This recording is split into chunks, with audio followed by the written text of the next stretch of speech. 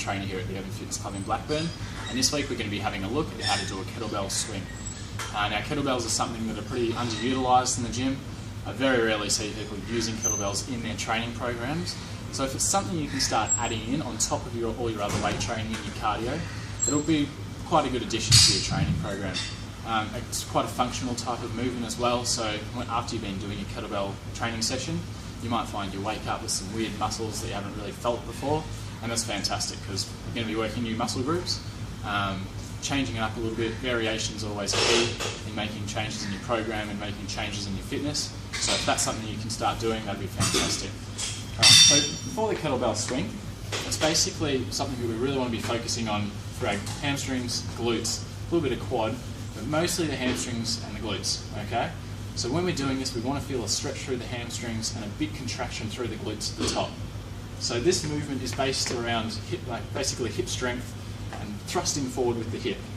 So that's the main focus while moving the weight, is driving through the hips, okay?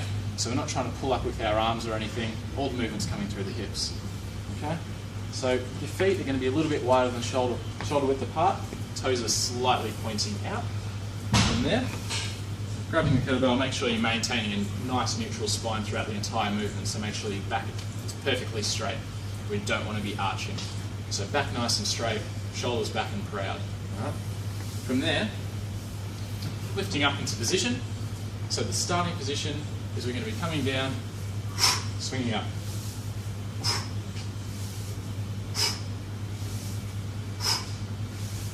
So while doing the movement, we're driving up to just in front of the chest, all right? And to do this, we're going to be getting a bit of a stretch at the bottom of the movement. So you're going to feel a stretch through the hamstrings, then you're coming up to the top and pinching the glutes together.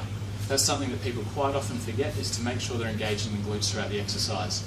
So stretching at the bottom, making sure you've got a nice straight back, coming back up to the top and pinching the glutes together, all right? So we don't want to be feeling it through the delts when we're doing this. So the idea is the arms are basically just dangling there, okay? So they're like a cable when you're doing a particular exercise on the cable machine. It's just hanging there, all right? So that's not what, we're not doing the movement with the arms. So another demonstration. Last thing as well is make sure you're exhaling at the top. So on the way up, we're exhaling, inhaling on the way back down.